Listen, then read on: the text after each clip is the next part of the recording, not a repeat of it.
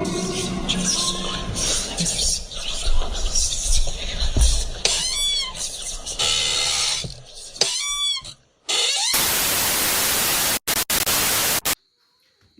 मित्रांनो, मी संकेत गावकर.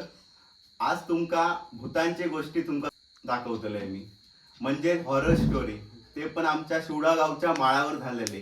तर आता येत आहेत सुरेश मानगावकर. या.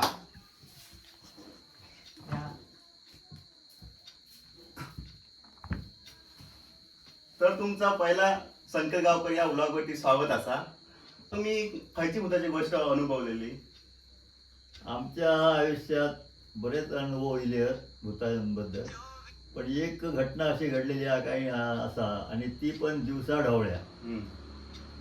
आमच्यावरती माळ रानात मी त्या टायमाक आमचे बैल राखाक जायचो. तेव्हा जवळजवळ आमची 20-22 जनावरं होती, ती राखवाक जायचो. आणि एक असो भाग असा आमच्या त्या माळ रानावरती, त्या ठिकाणी सकाळचे जर 11-11:30च्या पुढे तुम्ही गेलास त्या जंगलात, तर तुमका अवश्यच भूतबाधा दिसणारच. तर माझी अशी परिस्थिती झाली, माझे बैल मी राखत असताना एक बैल चुकलो म्हणून मी ते बाकीचे बैल आणले आणि आमच्या वाड्यात बांधले. तोपर्यंत 12-12:15 वाजलेले. मग तो बैल मी बांधले आणि परत मी गेले म्हणजे कितीसाठी, त्या टायमाक वरती आमच्या महाराणावर नाचणं पिचं हरीत काय नाही काय शेती करायचे लोक. तो बैल म्हटलं खातलो कोणता तरी, आणि मग ते गाडी घालतले म्हणून मी परत गेले शोधूक गेले. शोधित ती भेवतिया म्हणून एक राया, त्या राय त्या खाली मी गेले आणि उभं रावल्यानंतर असो प्रकार घडलो त्या ठिकाणी की ती मोठी एक झाड होती. ती झाड संपूर्ण अशी फिरवाक लागल्याबरोबर माझो असो अंदाज झालो की ह्या झाडीत माझो बैल अडकलो किंवा काहीतरी कशा ह्याच्यात असा ते, पण ह्यो बैल माझो त्या झाडीत असा असो माझा अंदाज झालो. म्हणजे झाडीपासून मी जवळजवळ एक 20 फूट लांब होतोय. मी एक बोलो मोठं धोडं उचललं घेतलंय आणि त्या झाडीवर मारले आणि म्हटलं त्या बैलाच्या नाव घेतलं आणि त्याका हाक मारले, भार पड म्हटलं झाडीतून बैलाक, असं म्हटल्याबरोबर आणि मी उभं रावले. माझ्या एका हातात काठी होती, एका खांद्यावरती कांबळा, आणि उभं रावल्यानंतर बाहेर पड म्हटल्याबरोबर जवळजवळ 2-3 मिनटं गेली, बैल काय बाहेर येईना म्हणून दुसरं धोरडं उचललं आणि परत मारले. त्याबरोबर काय अशी घटना घडली की त्या ठिकाणी एक भलो मोठो माणूस त्या झाडीतून बाहेर पडलो. भलो मोठं म्हणजे कमीत कमी त्याची 7 फूट तरी उंची होती, असं कमीत कमी. कारण अजूनही ती आठवण येईल की माझ्या अंगावर शहार येतं, समजला. तर तो माणूस बाहेर पडलो आणि झाडीच्या बाहेर येऊन उभं राहिलो. पंचा नेसलेलो हा, आणि असो अंगात त्याच्या काय नाही उघडो, ओ धाम निप्पट गडी असं उभं राहिल्याबरोबर तो माझ्याजवळ बघता, मी त्याच्याजवळ बघतोय. त्याची माझी नजर एक झाली. काय 20 फुटाचं अंतर होतो दोघांच्या ह्याच्यात. आणि तो माका हातान बोलवूक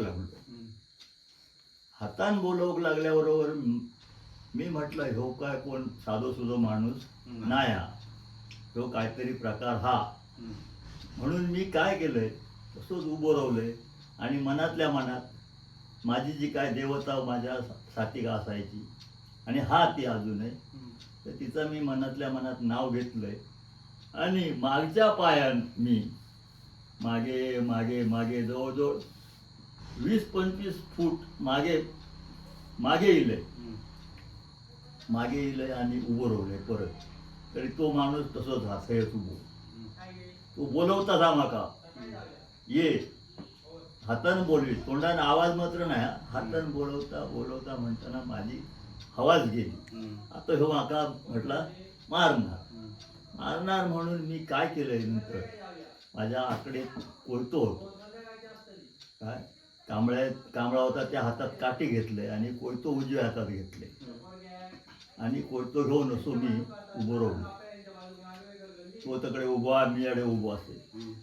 करायचा काय आता, पाठीमागे चला जागा नाही, कारण पाठी जंगल होता. पाठी गेले तर पडा होत त्याला परतलंय तर ह्यो माणूस येऊन माका मारतो. माझ्या मनात भीती झाली. भीती निर्माण झाल्यावर मी 10 मिनिटं उभं राहिलोय. घामाघूम झालेले सबन घाम माझ्या अंगात गेलो.